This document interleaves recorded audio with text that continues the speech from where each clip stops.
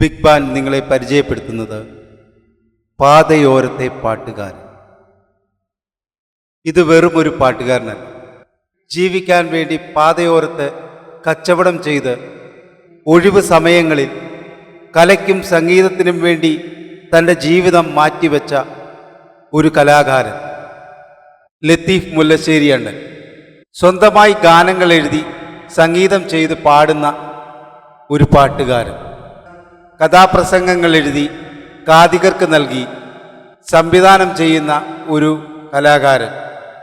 ആൽബങ്ങൾ എഴുതി സംഗീതം ചെയ്ത് പ്രശസ്ത പിന്നണി ഗായകരെ കൊണ്ട് പാടിപ്പിച്ച കലാകാരൻ. ടെലിഫിലിമുകൾ എഴുതി സംവിധാനം ചെയ്ത കലാകാരൻ. അദ്ദേഹത്തിൻ്റെ ജീവിതത്തിലേക്ക് ഒരു എത്തിനോട്ടം. പാതയോരത്തൊരു പാട്ടുകാരൻ, ഇരുളിൻ തടവിലെ പാട്ടുകാരൻ.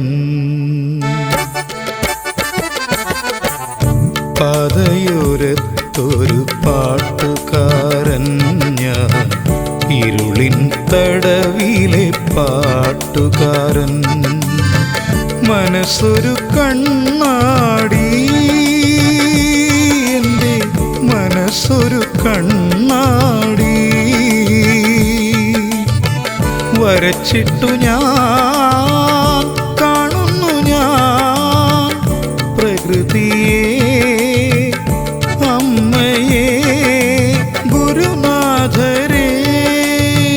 ഞാനറിയും നിൻ സോദരരെ, ഞാനറിയും നിൻ സോദരരെ.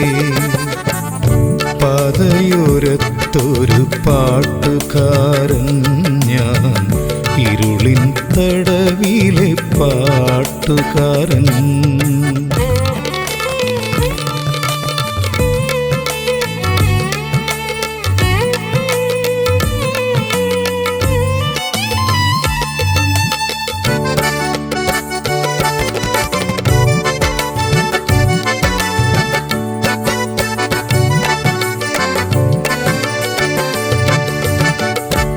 ബിഗ് ബാൻ ഫോളോ ചെയ്ത് ഞങ്ങളുടെ കൂടെ കൂടാം.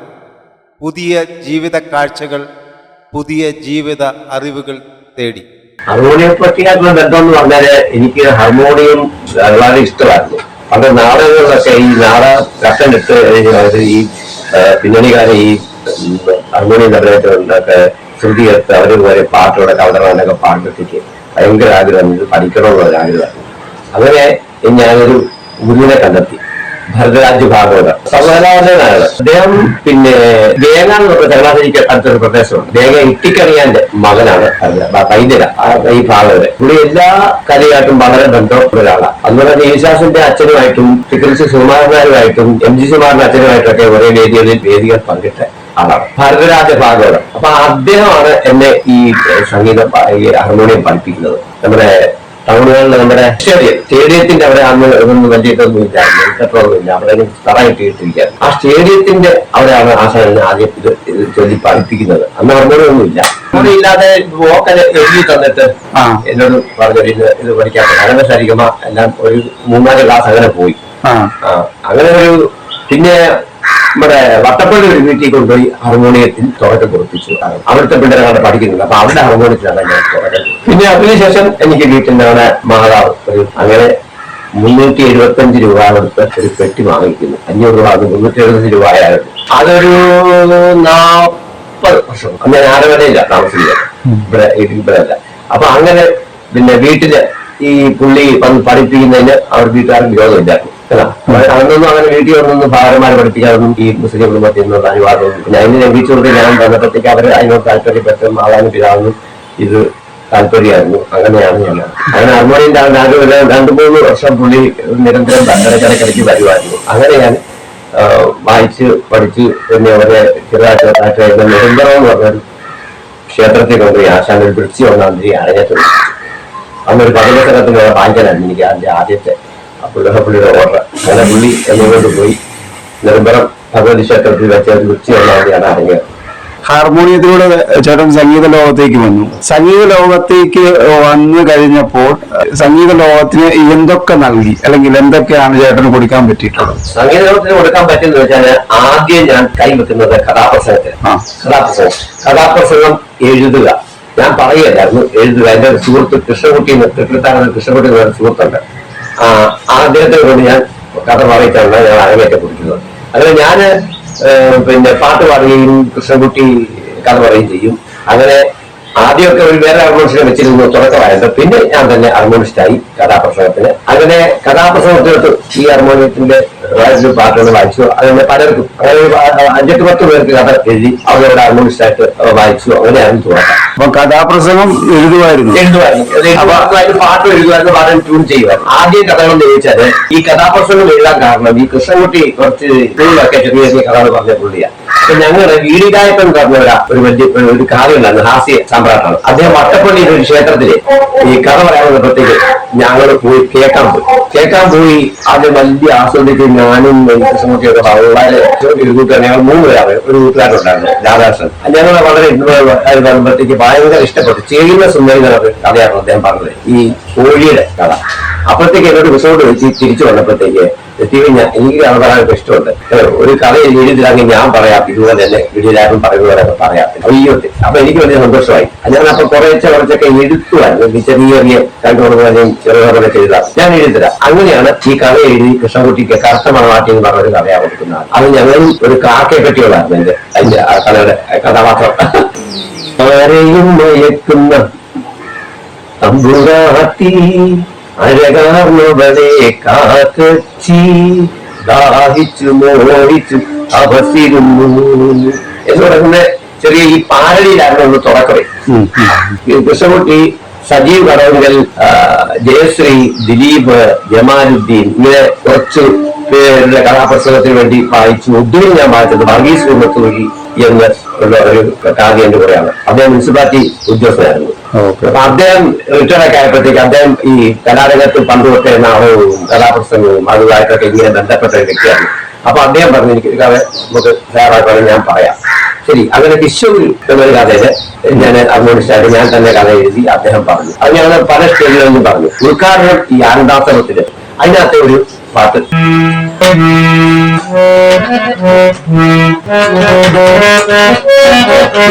അസാമാന്യ പാഠവം ദർശിച്ചൊരാഗുരു നാദനു വിസ്മയം തൻപ്രിയ ശിഷ്യനിൽ. അസാമാന്യ പാഠവം ദർശിച്ചൊരാഗുരു നാദനു വിസ്മയം തൻപ്രിയ ശിഷ്യനിൽ. വ്യത്യസ്തമാക്കുന്നതെത്ര വേഗം ചൊല്ലി കൊടുത്തതും വൈഭവം കൊണ്ടു വലിച്ചതും. വ്യത്യസ്തമാക്കുന്നതെത്ര വേഗം ചൊല്ലി കൊടുത്തതും വൈഭവം കൊണ്ടു വലിച്ചതും. അസാമാന്യ പാഠവം ദർശിച്ചൊരാഗുരു നാദനു വിസ്മയം തൻപ്രിയ ശിഷ്യനിൽ തൻപ്രിയ ശിഷ്യനിൽ. ഇങ്ങനെ പല കഥാപ്രസംഗങ്ങൾക്കും ഈ പാട്ടുകളും കഥയുടെ എഴുതി. അതിന്റെ ഇപ്പോഴത്തേക്ക് കഥാപ്രസംഗത്തിന് ഒരു ഔട്ട് സംഭവിക്കുന്നു. സാമ്പൻ, ശിവൻ, കൊല്ലം ബാബു, അതുപോലെ തന്നെ തെക്കുമാബു ശിവൻ, ഇങ്ങനെ നല്ല കാതികളൊക്കെ അമ്പലപ്പറമ്പൊക്കെ ഇഷ്ടംപോലെ ആൾക്കാരൊന്നും കേൾക്കാൻ വരാറുണ്ട്. പിന്നെ അത് കുറഞ്ഞു വന്ന് കഥാപ്രസംഗത്തെ ഇവിടുത്തെ ചെറുപ്പക്കാരൊക്കെ താഴ്ന്നു. അതുമില്ല. ഈ കഥാപ്രസംഗം പിന്നെ നാടകത്തിലോട്ടായിരുന്നു ശ്രദ്ധ, നാടകം. അപ്പൊ അങ്ങനെ ഞാൻ പിന്നെ ജെയിൻ മെമ്മോറിയൽസ് ആർട്സ് ക്ലബ് എന്ന് പറഞ്ഞൊരു ആർട്സ് ക്ലബ് തിരുവനന്തപുരത്ത് രൂപീകരിച്ചു. അതിലെ പ്രസിഡന്റ് കൂടിയായിരുന്നു ഞാൻ. അപ്പൊ അതിൽ കൂടെ ഒരു 5-8 വർഷം ഞാൻ പ്രസിഡന്റ് ഇരിക്കുമ്പോഴത്തേക്ക് ഞാൻ തന്നെ നാടകം എഴുതി സംവിധാനം ചെയ്തു. 8 നാടകം കളിച്ചു. അപ്പൊ അതിന് ആദ്യത്തെ നാടകം ദുഃഖത്തിന്റെ ഇതെന്ന് പറയുന്ന നാടകം, രണ്ടാമത് ശീല, പിന്നെ അത് അഗ്നികുണ്ഠം, പിന്നെ സമത്വം, ഇങ്ങനെ പല നാടകങ്ങളും ചെയ്തു. അതിലൊക്കെ പാട്ടുകളൊക്കെ എഴുതി നല്ലപോലെ അപ്പൊ അന്ന് അവിടെ സന്തോഷ് ക്ലബ് ഉണ്ടായിരുന്നു. സന്തോഷ് ക്ലബ് കഴിഞ്ഞാൽ പിന്നെ നാടകം നടത്തുന്ന ക്ലബ് ആരുന്നല്ലേ തെക്കിട്ടാർജൻ ഈ ഞങ്ങളുടെ ക്ലബായിരുന്നു. ജയൻ മരിച്ച അതിന്റെ വർഷം ജയൻ എന്ന രാഷ്ട്രങ്ങളാണ്. ഇപ്പൊ ഇന്ന് അതില്ല. അപ്പൊ അതിനകത്ത് ഈ പാട്ടിന് നല്ല പ്രാധാന്യമായിരുന്നു. നല്ല നല്ല പാട്ടുകൾ, ആ പാട്ടുകൾ ഇന്നും ആരവന മുന്നിലുള്ളവരൊക്കെ ഇന്നും പോകുന്നുണ്ട്. അതിലൊരു 2 വരി പാടാം.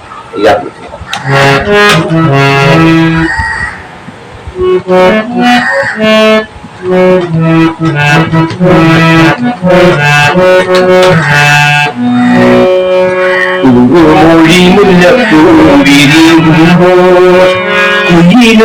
ഗാനം പാടുമ്പോൾ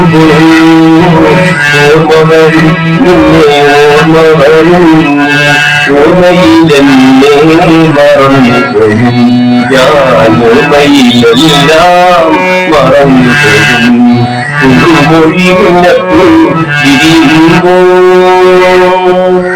അങ്ങനെ കഥാപാത്രം ഈ നാടകത്തിലെ പല പാത്രം എഴുതി നാടകം സംവിധാനം ചെയ്ത് ഒരു 5-8 വർഷം കഴിഞ്ഞപ്പോഴത്തേക്കും പിന്നെ നാടകവും വലിയ എപ്പോഴും ഈ പ്രൊഫഷണൽ നാടകത്തിലൊക്കെ അന്ന് വലിയ ഡിമാൻഡുള്ളൂ. ഈ അമച്ചർ നാടകമൊക്കെ പിന്നെ ഇല്ലാതായി. മറ്റേ ക്ലബുകളൊക്കെ ഓരോ വർഷവും ഓണത്തിലൊക്കെ നാടകങ്ങൾ അവതരിപ്പിക്കായിരുന്നു. ആ കാലവും പതുക്കെ എല്ലാ ഈ സോഷ്യൽ മീഡിയയുടെ വരവോടെ അതെല്ലാം പിന്നെ മാഞ്ഞുപോയി. പിന്നെ ആൽബത്തിലോട്ടാണ് ശ്രദ്ധ.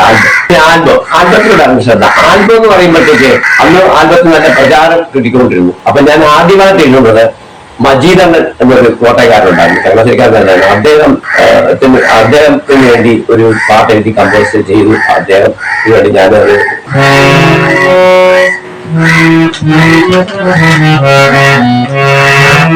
ചെറുതാനങ്ങോ മറഞ്ഞു റംസാനും വന്നണഞ്ഞു വാനങ്ങോ മറഞ്ഞു റംസാനും വന്നണഞ്ഞു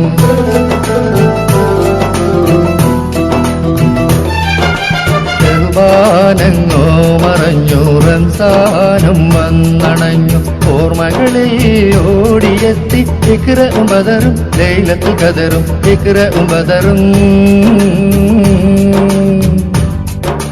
ലൈലത്തുൽ ഖദറും ജഹ്ബാനങ്ങോ മറഞ്ഞു റംസാനും വന്നണഞ്ഞു.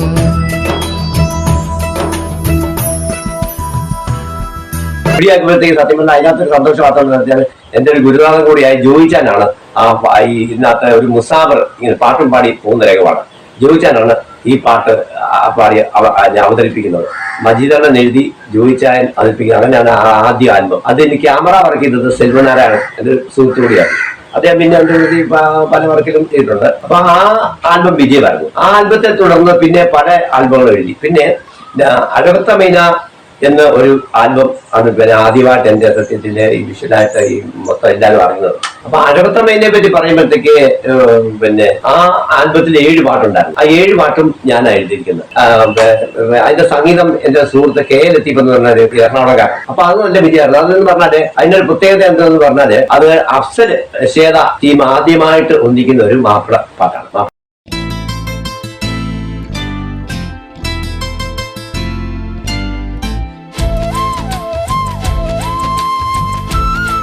നമസ്കാരം.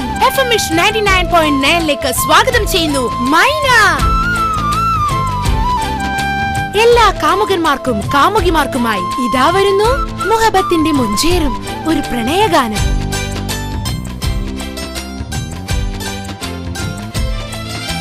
മുഹബത്തിൻ മുന്തിരി തേൻ പകരാനായി എന്നു വരും നീ പൊന്നേ എന്നിലലിയാൻ കണ്ണേ.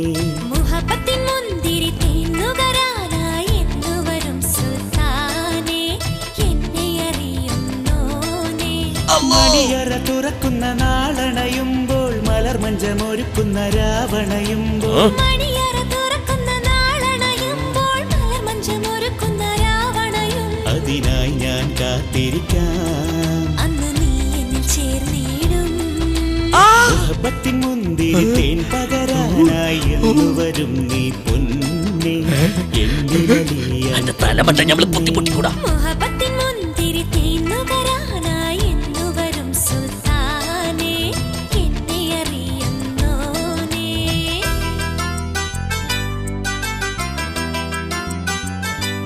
ഹലോ, ഹായ്, ആരാത്? നമ്മൾ ഉസ്മാനാണ്. ഒസാൻ ഉസ്മാൻ കൊണ്ടോട്ടിന്നാണ്. പറയൂ, നിങ്ങൾ എന്ത് ചെയ്യുന്നു? ഞമ്മക്ക് തലവെട്ടാണ്. വാട്ട്? തലവെട്ടോ? അയ്യോ, തലവെട്ടല്ല, മുടിവെട്ട്.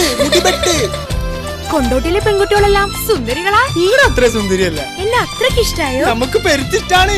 പിന്നെ അത് കഴിഞ്ഞിട്ട് മർക്കോസ്, പല ഗായകന്മാരും പാടിയ പല പാട്ടുകളും അതിനകത്തുണ്ടായിരുന്നു. അതിനുശേഷം രണ്ടാമത് സലീം മുല്ലശ്ശേരിയുടെ കുളിർമഴ എന്നൊരു ആൽബത്തിന് വേണ്ടിയാണ് പാട്ട്. അത് എഴുതുമല്ലായിരുന്നു, ജ്യേഷ്ഠൻ തന്നെയാണ് സലീം മുല്ലശ്ശേരി, പേരപ്പന്റെ മകനാണ്. അദ്ദേഹം എഴുതിയ പാട്ടിന് ഞാൻ സംഗീതം ചെയ്ത. അപ്പൊ അതിനകത്ത് ആദ്യത്തെ പാട്ട് ബിഞ്ചായും നേരം നീ വിരുമ്പുന്ന നേരം വിളിപ്പാടകലേ ആരോ പാടി വിഷാദ മധുരിത ഗാനം. ഇങ്ങനെ കുറച്ച് പാട്ടുകൾ. അത് പാടിയത് ജി വേണുഗോപാൽ. അത് കഴിഞ്ഞിട്ട് പിന്നെ മധുബാലകൃഷ്ണൻ പാടിയ പാട്ടുണ്ട്, പിന്നെ സുജാത പാടിയ ഒരു പാട്ടുണ്ട്. സുജാത പാടിയ പാട്ടാണ് വളരെ ഹിറ്റായി. കായൽ കണ്ണീരലകളിൽ കാറ്റുമൊഴിയുവതെന്തേ, കരളിലുയരും മോഹമോ തരളിതം ശോകരാഗമോ, ഇരുളിലലിയും മൗനമേ കാറ്റും തിരയും ഞാനും ഒരുപോലെ. കായൽ തിരകളിൽ കണ്ണീരലകളിൽ കാറ്റുമൊഴിയുവതെന്തേ.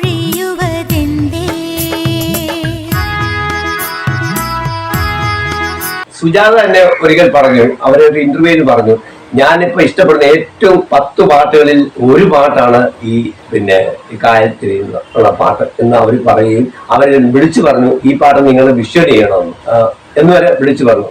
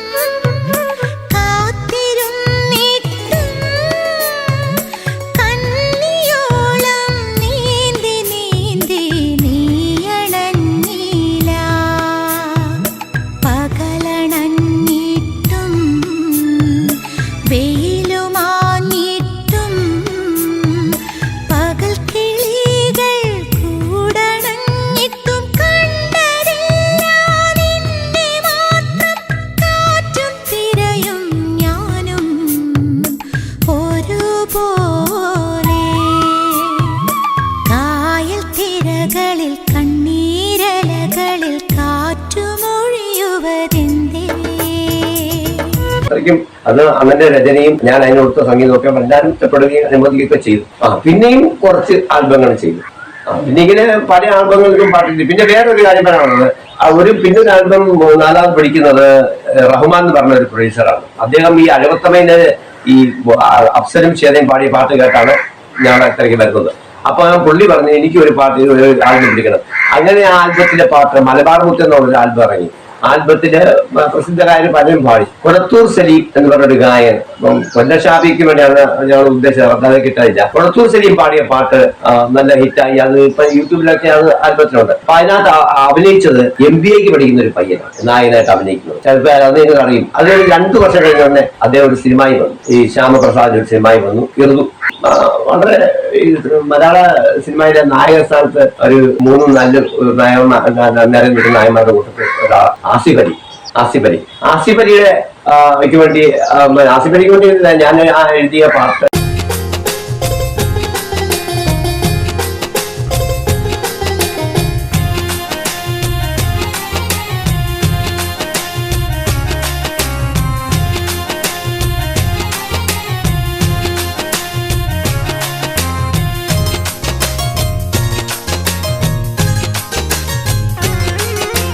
മലബാറിൻ മൊഴി കൊണ്ട് മനം കവരും മലരേ മണിമാരേ മാമ്പുള്ളിച്ചുണങ്ങുള്ള പൊൻ അഴകേ. മലബാറിൻ മൊഴി കൊണ്ട് മനം കവരും മലരേ മണിമാരിൽ മാമ്പുള്ളിച്ചുണങ്ങുള്ള പൊൻ അഴകേ. വന്നു ഞാൻ നിന്നെയൊന്നു കാണാൻ, കാത്തു ഞാൻ നിൻമൊഴി കേൾക്കാൻ. കൂട്ടിനീ നെഞ്ചിലൊരു കൂടും കൂട്ടിനായി പിടയുന്നു ഞാനും. മലബാറിൻ മൊഴി കൊണ്ട് മനം കവരും മലരേ മണിമാറിൽ മാമ്പുള്ളി ചുണങ്ങുള്ള പൊൻ അഴകേ.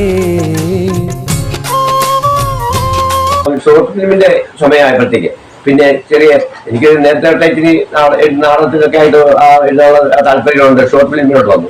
ഷോർട്ട് ഫിലിമിന് ഞാൻ ആദ്യം പിന്നെ എടുക്കുന്നത് ദക്ഷിണ എന്ന് പറഞ്ഞ ഒരു ഷോർട്ട് ഫിലിമാണ് എടുക്കുന്നത്. അത് എന്റെ വളരെ ഒരു 10 വർഷം മുമ്പോടെ ഒരു മോഹമാണ്. ദക്ഷിണാമൂർത്തി, ദേവരാജൻ മാസ്റ്റർ, ബാബുക്ക, രാഘവ മാസ്റ്റർ ഇവരോടൊക്കെ വളരെ താല്പര്യമുണ്ട്. ഇവരുമായിട്ട് ബന്ധിക്കുന്ന എന്തൊരു കഥ ഉണ്ടാക്കി അവതരിപ്പിക്കണമെന്നായിരുന്നു വളരെ മോഹം. ഒരു മണിക്കൂറോളം ദൈർഘ്യം വരുന്ന ഒരു ടെലിഫിലിം, ലാർജ് ടെലിഫിലിം തന്നെ പറയാം, ചെറിയ സിനിമ തന്നെ. അത് ദക്ഷിണാമൂർത്തി, ദേവരാജൻ, ഈ രാഘവ മാസ്റ്റർ, ഈ പിന്നെ ബാബുക്ക ഇവരുടെയൊക്കെ അവന്മാരെ കണ്ടെത്തി അവരെ കൊണ്ട് അഭിനയിച്ചു. അതിൽ ഏറ്റവും സൂപ്പറായിട്ടുള്ള എന്റെ ഒരു സുഹൃത്തു കൂടിയായ ഈ ചങ്ങനാശ്ശേരി വാസിക്കൊണ്ടാണ് ദക്ഷിണാമൂർത്തിയായിട്ട് അതിനകത്ത് അഭിനയിക്കുന്നത്. താമസമെന്തേ വരുവ. ആ പാട്ടും പാടി അങ്ങോട്ട് പോയിക്കോളൂ. താമസമെന്തയിൽ മതിമറന്നിരിക്കും. എങ്ങനെ മതിമറക്കാതിരിക്കും സ്വാമി? ബാബുരാജിനെ ബാബുരാജാക്കിയ പാട്ടല്ലേ അത്?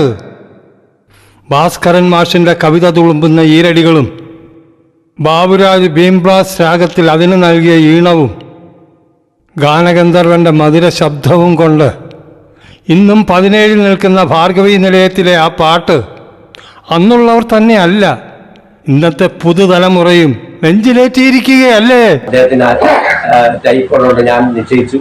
അപ്പൊ അതേപോലെ തന്നെ ഏകദേശം ആദർശത്തിൽ ദശാമൂർത്തി, പിന്നെ ദേവരാജായിട്ട് ഒരു പെരുമാള്, പിന്നെ ബാബുരാജായിട്ട് ഒരു കോഴിക്കോട്ടുകാരൻ തന്നെയായിട്ടുള്ള റഹ്മാൻ, അദ്ദേഹത്തിന്റെ ഭാഷയൊക്കെ അതിനോട് ചേർന്നായിരുന്നു. പിന്നെ രാഘവ മാഷായിട്ട് അനിൽ എന്ന് പറഞ്ഞ എന്റെ സുഹൃത്ത് തന്നെ. ഇങ്ങനെ അത് ദക്ഷിണ നല്ല ഇതായിരുന്നു, നല്ല വിജയമായിരുന്നു. സംഗീതം, ഇന്നത്തെ സംഗീതവും അന്നത്തെ സംഗീതവും തമ്മിലുള്ള അന്തരം.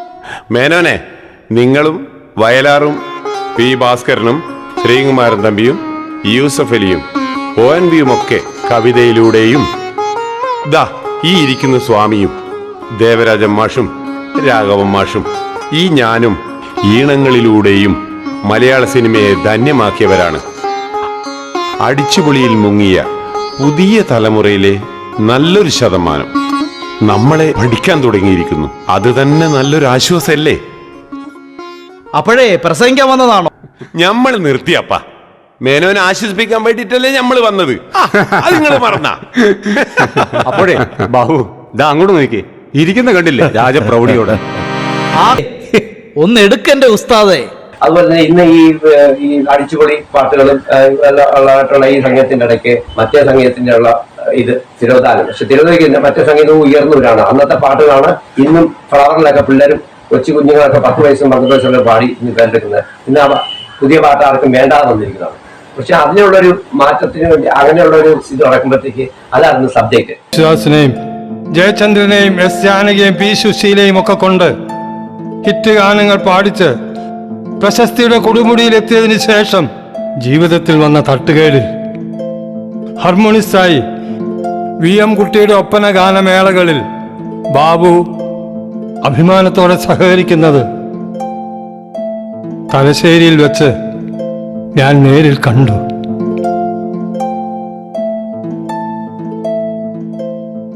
എങ്കിലും ഈ മഹാന്റെ മനസ്സും ഹാർമോണിയത്തോടുള്ള സ്നേഹവും എന്നെ അത്ഭുതപ്പെടുത്തി. ഇതെന്റെ ആത്മാവ് തന്നെയാണ് മേനോൻ. എന്നെ ഞാനാക്കിയ ഹാർമോണിയം എന്നെ പല ദുഃഖക്കെടുതികളിൽ നിന്നും രക്ഷിച്ചിട്ടുമുണ്ട്. വീണ്ടും ഗാനമേളകളിൽ പങ്കെടുത്തതിന് ചിലർ ഖേദം പ്രകടിപ്പിച്ചെങ്കിലും ഞാൻ അഭിമാനത്തോടുകൂടി അതിൽ നിന്ന് കിട്ടിയത് കൊണ്ട് വിശപ്പടക്കി. ബസ്സിലും ട്രെയിനിലുമൊക്കെ വയറ് നിറയ്ക്കാൻ വേണ്ടി പാടി നടന്ന നീ പ്രയത്നം കൊണ്ടും സംഗീതപ്രേമം കൊണ്ടും മലയാള സിനിമാ സംഗീതത്തിന്റെ അമരത്തെത്തിയതിൽ ഞങ്ങളെല്ലാം അഭിമാനിക്കുന്നു ബാബു. എവിടെയെങ്കിലും 10 വേദി അടുപ്പിച്ച് കിട്ടിയാൽ വന്ന വഴിമറക്കുന്ന, പിന്നെ താഴോട്ട് നോക്കാത്ത ഇന്നത്തെ പാട്ടുകാരും സംഗീതജ്ഞരും ബാബുവിനെ കണ്ട് പഠിക്കട്ടെ. ഏതായാലും എനിക്കൊരു മോഹം, അതങ്ങ് പറയാം. നീ പണ്ട് സിനിമയ്ക്ക് വേണ്ടി ചെയ്ത ഒരു ഒപ്പനപ്പാട്ടുണ്ടല്ലോ, ഓ അത് മറന്നു. അതൊന്ന് വായിച്ചേ. സ്വാമി ഉദ്ദേശിക്കുന്നത് ഞാൻ പറയാം. മലയാള സിനിമയിൽ അന്നും ഇന്നും ഒപ്പനപ്പാട്ടുകളുടെ രാജ്ഞിയായി വാഴുന്ന ഒരു സൂപ്പർ ഹിറ്റുണ്ട്. അത് പൊന്ന് തന്നെ, ഒരു കൊട്ട പൊന്ന്. അതെ, അത് തന്നെ. മേനോന് നല്ല ഓർമ്മയുണ്ട്. ഒരു കൊട്ട പൊന്നുണ്ടല്ലോ, മിന്നുണ്ടല്ലോ, മേനി നിറയെ, കരയല്ലേ കൽവിന്റെ കനിയെ, കൽക്കണ്ട കനിയല്ലേ.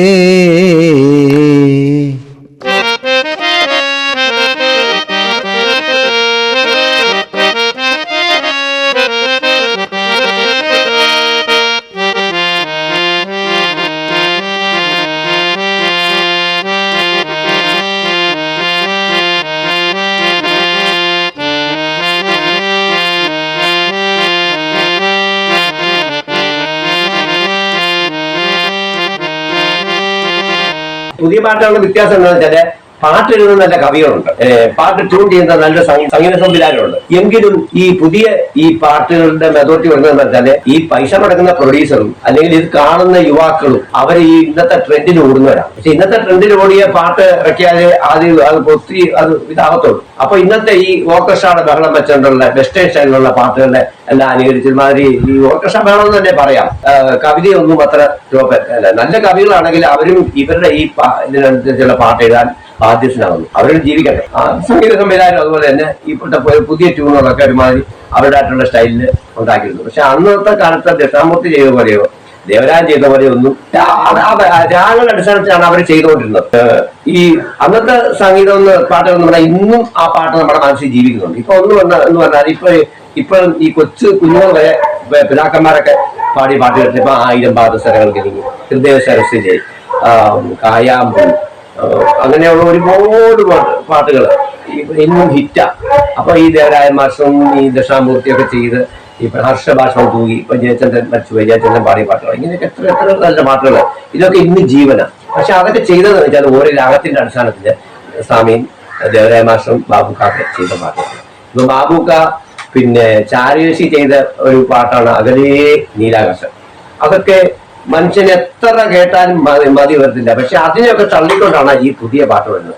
അന്നത്തെ പാട്ടിന്റെ അല്ലെ ആ സംഗീതത്തിന്റെ ചിട്ട ഉണ്ടായിരുന്നു, അതനുസരിച്ചാണ് പറഞ്ഞത്. പക്ഷെ ഇന്നിപ്പോ സംഗീതത്തിന്റെ ആ ചിട്ടൊന്നുമില്ല. മോഹനവും ഇന്തോളവും എല്ലാം പിന്നെ ചാരുകേശിയും എല്ലാം അറിയാവുന്ന സംഗീത സംവിധാനങ്ങളിലും അവര് അതിനകത്തൊക്കെ കുറച്ച് എല്ലാം കലർത്തി ഇന്നത്തെ യുവാക്കൾക്ക്, ഇന്നത്തെ ഈ ടീനേജ് പിള്ളേർക്ക് സൂചിക്കാൻ വേണ്ടി കുറെ പാട്ടുകൾ ചിട്ടപ്പെടുത്തുന്നു. ഇത് കുറച്ചായിട്ടുള്ള ഏതെങ്കിലും ഒരു പാട്ട് ഹിറ്റായിട്ട് പറയാനായിട്ട് ഈ ഇന്നത്തെ ആൾക്കാർക്ക് പറ്റത്തില്ല. പക്ഷെ അതിനു മുമ്പുള്ള ഹിറ്റ് നിങ്ങൾ പറയും. ഒരു 10, 40, 50 വയസ്സുള്ള അന്നത്തെ പാട്ടുകൾ ഇപ്പോഴും പറയും. പക്ഷെ ഇന്നൊരു ഹിറ്റ് എന്ന് പറഞ്ഞ പാട്ടിട്ട് കാര്യമില്ല. പിന്നെ ഇത് ഹിറ്റ് പാട്ടില്ലായിട്ടുള്ള അല്ല, അത് ഈ ചിലതൊക്കെ ഉണ്ടാകുന്നുണ്ട്. സംഗീത സംവിധാനങ്ങളുടെ പേര് പോലും നമുക്ക് ആർക്കും അറിയത്തില്ല, കവികളെ അറിയത്തില്ല. വയലാറും പിന്നെ യൂസഫ് അലിയും ONV കുറുപ്പും അതുപോലെയുള്ള പിന്നെ പി വാസകമാസും ശ്രീമാൻ നബിയിൽ എഴുതിയ പാട്ടുകൾ ഇന്നും ആൾക്കാർക്ക് അത് ചിന്തയിൽ നിൽക്കുന്നത്. ആ വരികളിലും ഉണ്ടായിരുന്നു അതിനകത്ത് അന്ന് നല്ല സാഹിത്യം, നല്ല ജീവിത ഗന്ധിയായിട്ടുള്ള കുറച്ച് കാര്യങ്ങളൊക്കെ ഉണ്ടാകും. ഇന്ന് അതൊന്നുമില്ല. മഹിമ ഏതെങ്കിലും ചാനലിൽ ഒരു പുതിയ പാട്ട് പാടി പേരെടുത്ത ഒരു കുട്ടി എന്ന് കാണിച്ചത് ഇല്ല. കുട്ടികളില്ല, വലിയൊരു ഇല്ല. അപ്പൊ അതുകൊണ്ട് തന്നെ ഈ പാട്ടിന്റെ അവസ്ഥ വളരെ മോശപ്പെട്ട രീതിയിലാണ് പോകുന്നത്. കുടുംബം എന്ന് വെച്ചപ്പോൾ ഞാനും വൈബും ആയിട്ട് ഒന്നിച്ചുള്ള ജീവിതം അറിയിക്കുന്നുണ്ട്. പക്ഷെ നമുക്ക് ബാക്കി വേറെ പ്രശ്നമൊന്നുമില്ല. അപ്പൊ ഈ ചെറിയ കച്ചവടം ചെയ്തൊക്കെ നമ്മൾ ജീവിക്കുന്നത്. പക്ഷെ ഇത് നമ്മുടെ ഒരു ഇതിനകത്ത് എന്തെങ്കിലും ചെയ്യണമെന്നും ഇനി എന്തെങ്കിലും ചെയ്യണമെന്നും സംഗീതമാണേലും നാടകമാണേലും പിന്നെ കഥാപ്രസംഗമാണേലും അതുപോലെ തന്നെ ടെലിവിഷൻ ആണെങ്കിലും ഇത് കലയ്ക്ക് വേണ്ടി എന്തെങ്കിലും എപ്പോഴും ചെയ്യണമെന്നുള്ളൊരു ആഗ്രഹം.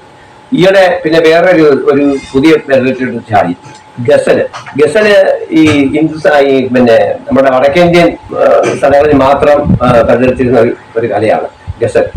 അപ്പൊ പിന്നെ മെഹദി ഹസൻ, ഗുലാം അലി, അതുപോലെ ഹരി ഹസൻ, ഇങ്ങനെ ഒരുപാട് ഗസൽ ഗായകന്മാർ. അപ്പൊ അവര് ഹിന്ദുസ്ഥാനിയിലാണ് എന്ന് പറഞ്ഞാൽ ഹിന്ദുസ്ഥാനിയിലാണ് അതിന്റെ വളർച്ചയും അതിന്റെ ജന്മമെല്ലാം. പക്ഷെ അത് ഈ അടുത്ത കാലത്ത് ഒരു 10 വർഷം മുമ്പ് മുംബൈ എന്നൊരു പിന്നെ എറണാകുളം മലയാളത്തിലോട്ട് നട്ടു പറിച്ച് ഇങ്ങനെ മാറ്റി ഇവിടെ ഘടിപ്പിച്ചു.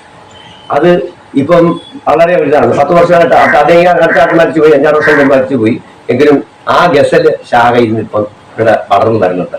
ആ ഗസലിനുള്ള പ്രത്യേകത എന്തെന്ന് ചോദിച്ചാല് പാട്ടുകാർക്ക് ഇഷ്ടമുള്ള പോലെ ആ ചിട്ടവട്ടത്തിൽ അതിന്റെ രാഗത്തിനനുസരിച്ചുള്ള പാട്ട് അദ്ദേഹത്തിന്റെ ഇഷ്ടമുള്ള പോലെ പാടാം, ആവർത്തനം ചെയ്യാം. സിനിമാ പാട്ട് പോലെ 4 മിനിറ്റിനകത്ത് ഒതുങ്ങി ആ ചിട്ടക്കൂട്ടിൽ ഒതുങ്ങാതെ നിന്ന് പാടാം.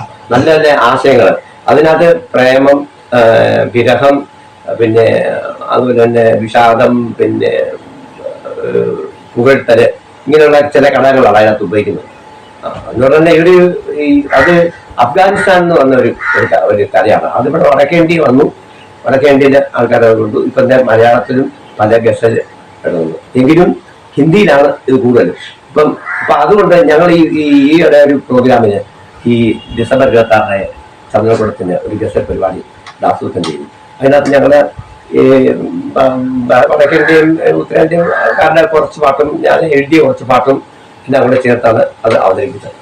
അടുത്ത ശ്രദ്ധ ഗസലിലോട്ടായിരിക്കും. അപ്പൊ ഞാൻ എഴുതിയ ഒരു ഗസൽ തന്നെ ഞാൻ കുറച്ച് ഗസൽ പാട്ടുകളൊക്കെ എഴുതി വെച്ചിട്ടുണ്ട്. മനസ്സേ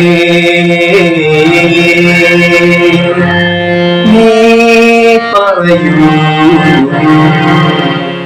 മറക്കുവതെങ്ങിനെ ഞാൻ സഖിയേ, മനസ്സേ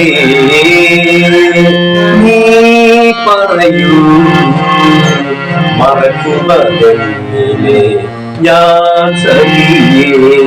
ആ മന്ദഹാസം, ആ മുഖഭാവം, ആ നീല നയനങ്ങളാലുള്ള നോട്ടം, മനസ്സേ നീ പറയൂ മറക്കുവതെങ്ങിനെ ഞാൻ സഖിയേ. അത് മോഹൻലാലിൽ തന്നെ ചിട്ടപ്പെടുത്തിയ ഒരു ഗാനമാണ്. അപ്പൊ ഇത് ഈ ഗസലിന്റെ പിന്നെ ഇനി ആവർത്തനത്തിലൂടെയൊക്കെ അത് കുറച്ച് പാട്ടുകൾ അവതരിപ്പിക്കുന്ന ഒരു ആഗ്രഹമാണ്. ഇനി സ്വപ്നങ്ങളുണ്ടെങ്കിലും അത് പൂ അണിഞ്ഞേ പറ്റൂ എന്നൊരു പിടിവാശിയില്ല. അപ്പം പല സ്വപ്നങ്ങളും പൂ അണിഞ്ഞു. പിന്നെ സിനിമ അത് ടെലിഫിലിം പിടിക്കണമെന്നുള്ള ആഗ്രഹം ഉണ്ടാകുന്നത് അത് പൂ അണിഞ്ഞിട്ടുണ്ട്. പിന്നെ ഗസൽ പരിപാടി നടത്തുന്നുള്ള അത് പണ്ടുകൊണ്ടുള്ള മോഹം അതും നടന്നു കഴിഞ്ഞു. പിന്നെ ആൽബങ്ങളൊക്കെ എഴുതുകയും ട്യൂൺ ചെയ്യണമെന്നുള്ള മോഹങ്ങളെല്ലാം ഉണ്ടായിരുന്നു. ഇതെല്ലാം ഞാൻ ആഗ്രഹിക്കുന്ന എല്ലാം പോയിട്ടുണ്ട്. ഇനിയിപ്പോ പ്രത്യേകിച്ച് വലിയ ആഗ്രഹമൊന്നും ഉണ്ടായിരുന്നു. സിനിമ ആയിരുന്നു നല്ലൊരു മോഹം. പക്ഷെ സിനിമയും ചെറിയ സിനിമ ചെയ്തു. തേരോട്ട് വന്ന ഒരു സിനിമയ്ക്ക് വേണ്ടി എനിക്ക് കമ്പോസ് ചെയ്യാനുള്ള ഒരു അവസരം കിട്ടി. കുറച്ചാളുകൂടെ ഈ സംഗീതത്തിലും ഈ നാടകത്തിലും എല്ലാം ഇങ്ങനെ നിൽക്കുന്നതാണ്. ഇനി അടുത്ത കാലത്ത് പിന്നെ എന്റെ സുഹൃത്തുക്കളായിട്ടൊക്കെ ഇങ്ങനത്തെ നാടകങ്ങളൊക്കെ ചെയ്യാനായിട്ട് ഇത് കിട്ടി. ഒന്നാണ് നമ്മൾ, മണ്ണും മനുഷ്യനും, അങ്ങനെ കുറച്ച് നാടകങ്ങളൊക്കെ ചെയ്തിട്ടുണ്ട്. അത് ചേർത്തിട്ടൊക്കെ അവതരിപ്പിക്കുന്നുണ്ട്. ചങ്ങനാശ്ശേരിയുടെ കലാപാരമ്പര്യം പറയാനേ ഉള്ളൂ. എല്ലാ നാടിനും ഒരേ പാരമ്പര്യവും അതിൻ്റെ ആയിട്ടുള്ള പൈതൃകവും ഒക്കെ ഉണ്ടല്ലോ. ഇതൊന്നും വേറെ തന്നെയാണ്. എന്ന് വെച്ചാൽ കലാ സാംസ്കാരിക രംഗത്ത് ഉയർന്ന കുറച്ച് പേര് അധിവസിക്കുന്ന ഒരു നാടായിരുന്നു ഈ ചങ്ങനാശ്ശേരി. കലയെ സംബന്ധിച്ചിടത്തോളം, സിനിമയെ സംബന്ധിച്ചിടത്തോളം, നാടകത്തെ സംബന്ധിച്ചിടത്തോളം പറയുമ്പോഴത്തേക്ക് ചങ്ങനാശ്ശേരിക്ക് ഏറെ പറയാനുണ്ട്. കാര്യം എന്തെന്ന് ചോദിച്ചാൽ നമ്മുടെ മഹാകവി ഉള്ളൂർ പരമേശ്വരയ്യർ ജനിച്ചത്, അതുപോലെ തന്നെ നമ്മുടെ സ്വാതിനാളിന്റെ അമ്മ വീട് പിന്നെ ലക്ഷ്മി കൊട്ടാരത്തിൽ വെച്ചാണ് അവര് ഈ സ്വാതിനാളിന്റെ. പക്ഷെ ഒരു ആൺകുട്ടി ഇല്ലാത്ത സ്വാതിനാൾ ജനിക്കുന്നതിന് മുമ്പേ അവരിവിടെ ഒരു ക്ഷേത്രം പണിത് എന്തോ നേർച്ചയും കാഴ്ചയൊക്കെ വെച്ചാണ് ഈ സ്വാതിനാൾ എന്ന് പറഞ്ഞ മഹാനായിട്ടുള്ള സംഗീതജ്ഞൻ. പക്ഷെ ഒരുപക്ഷെ അതൊന്നും ആർക്കും അറിയത്തില്ല. ഈ സ്വാതിനാൾ ദേവാശ്രീക്കാരനാണ് നമ്മൾ അവകാശം, അത് ആരും അറിയുന്നില്ല. പിന്നെ അതുപോലെ തന്നെയാണ് നമ്മുടെ ജെ.സി.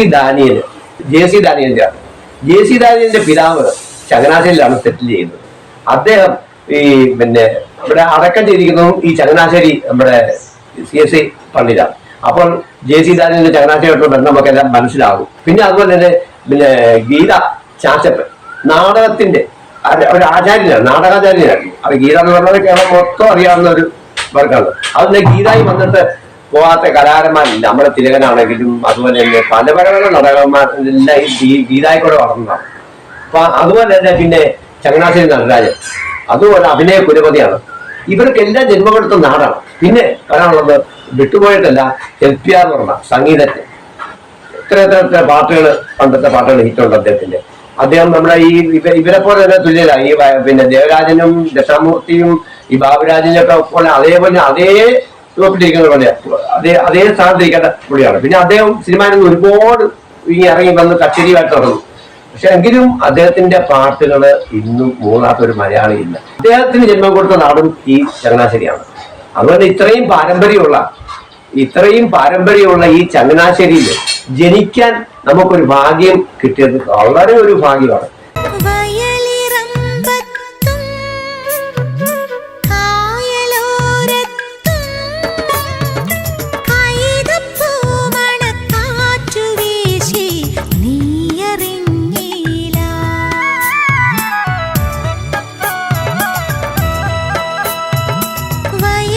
വയലിറമ്പത്തും കായലോരത്തും കൈതപ്പൂ മണക്കാറ്റു വീശി